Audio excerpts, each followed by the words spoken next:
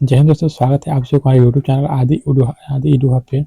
आज जो हमारा बिहार एक्सप्लोर का सीरीज चल रहा है, बिहार एक्सप्लोर जो सीरीज हम लोग कवर कर रहे हैं, उसी के अंतर्गत आज हम लोग बिहार के राष्ट्रीय आंदोलन के पार्ट थर्ड कवर करेंगे। हमने पिछले वीडियो में पार्ट 1, पार्ट 2 और बिहार के प्राचीन इतिहास, मध्यकालीन इतिहास को हमने कवर किया है। अगर आप लोगों ने नहीं देखा है तो वीडियो को प्लेलिस्ट में जाकर के सारे वीडियो को देख सकते हैं।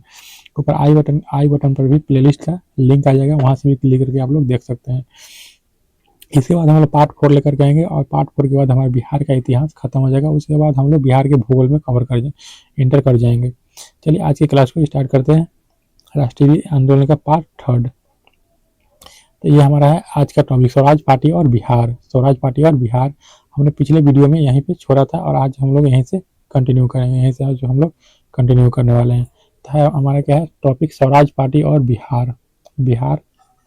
बात करें तो कांग्रेस का 37वां अधिवेशन 1922 में होता है। 1922 में बिहार के गया में होता है। कांग्रेस का 37वां और बिहार का दूसरा। कांग्रेस गया में होता है। वहीं बात करते हैं जिसकी अध्यक्षता चित्तरंजन दास करते हैं। अध्यक्षता कौन करते हैं? चित्तरंजन दास। 1922 के गया अधिवेशन की अध्यक्षता कौन करते थे? तो चित्तरंजन दास।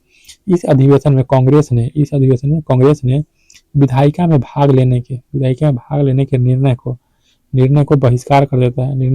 बहिष्कार कर देता है।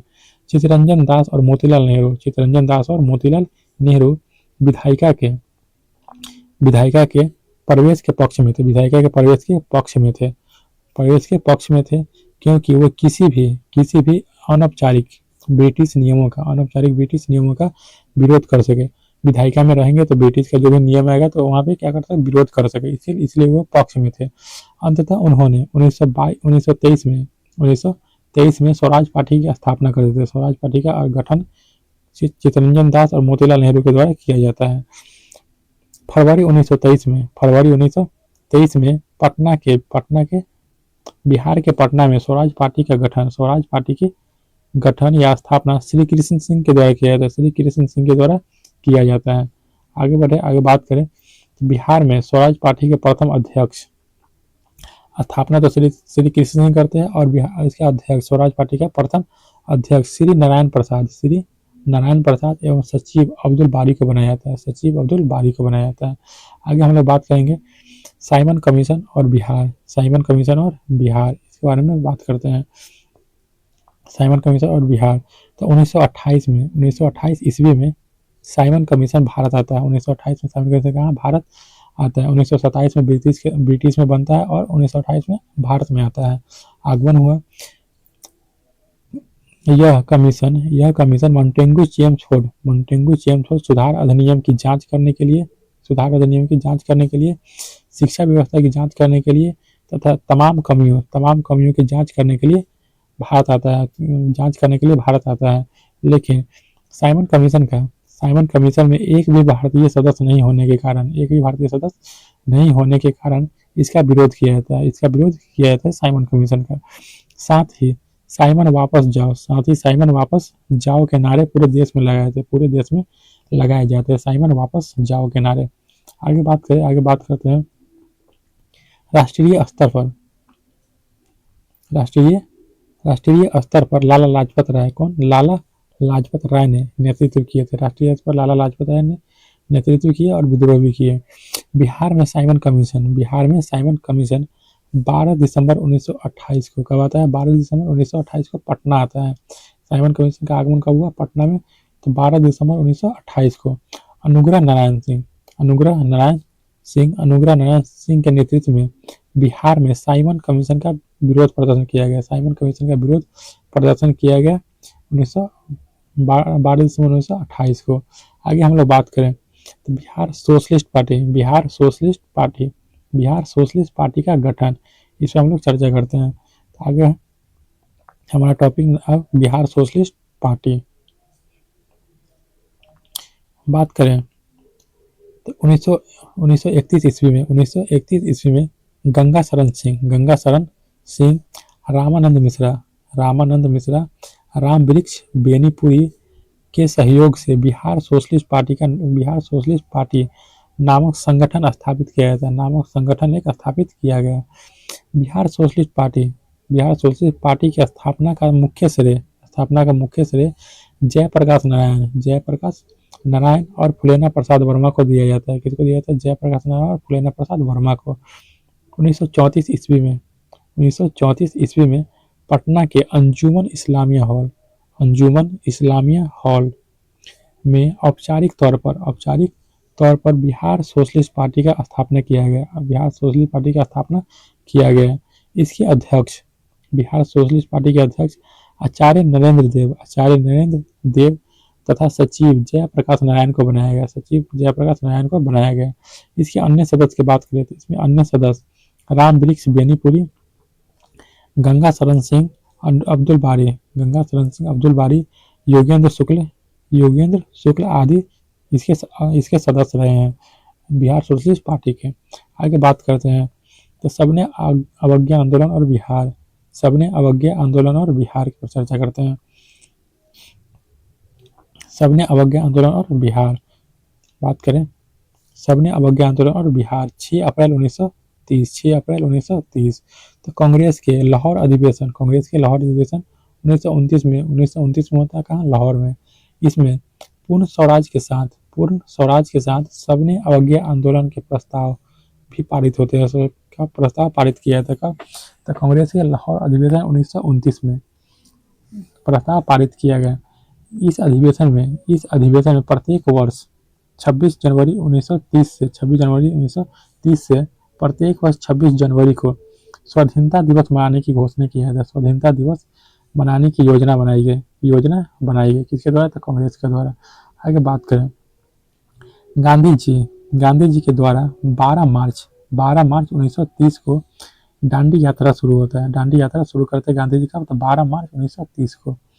6 अप्रैल 1930 को नमक कानून तोड़े गए। नमक कानून तोड़ने के बाद गांधी जी सबने अवज्ञा आंदोलन की शुरुआत करते हैं। सबने अवज्ञा आंदोलन की शुरुआत दांडी से किया। गांधी जी ने कहाँ से किया? दांडी से किया। वही बात करें गांधी जी दांडी मार्च में बिहार से एकमात्र व्यक्ति गिरिवरधारी चौधरी, कौन थे? गिरिवरधारी चौधरी शामिल हुए थे। गांधी जी के दांडी मार्च में कौन शामिल हुए थे? गिरिवरधारी चौधरी। वो कहाँ से? बिहार से थे। आगे बात करें गिरिवरधारी चौधरी के बारे में बात करें। गिरिवरधारी चौधरी कहाँ के थे? तो बिहार के दरभंगा के कुशेश्वर स्थान के रहने वाले थे। गिरिवरधारी चौधरी को कारो बाबू या मैथिली गांधी के नाम से जानते हैं। वहीं बात करें तो बिहार में नमक सत्याग्रह की शुरुआत 15 अप्रैल 1930 को होता है। कब होता है? 15 अप्रैल 1930 को। कहाँ? चंपारण तथा सारण में नमकीन मिट्टी से नमक बनाकर नमक कानून तोड़ा गया। नमकीन मिट्टी से नमक बनाकर नमक कानून को तोड़ा जाता है चंपारण और सारण में।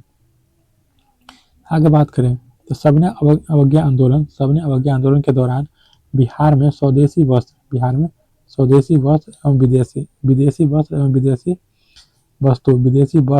विदेशी वस्तु का विरोध किया गया। बिहार में विदेशी वस्त्र और विदेशी वस्तु का विरोध किया गया। बिहार में स्वदेशी लीग की स्थापना 1930 में किया गया। मई 1930 में किया गया। सर अली इमाम की अध्यक्षता में किया गया था। तो स्वदेशी लीग की स्थापना किया गया। इस दौरान सबने अवज्ञा आंदोलन के दौरान छपरा जेल के कैदियों ने विदेशी वस्त्र का बहिष्कार किया और जेल में ही नंगा हड़ताल करते। जेल में क्या? नंगा हड़ताल किया जाता है। किसके द्वारा? छपरा जेल के कैदियों के द्वारा। आगे बात करें तो सबने अवज्ञा आंदोलन के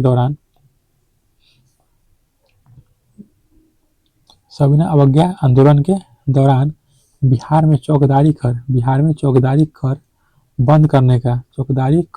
बंद करने का भी आंदोलन चलाया गया उसी दौरान। तो कहाँ?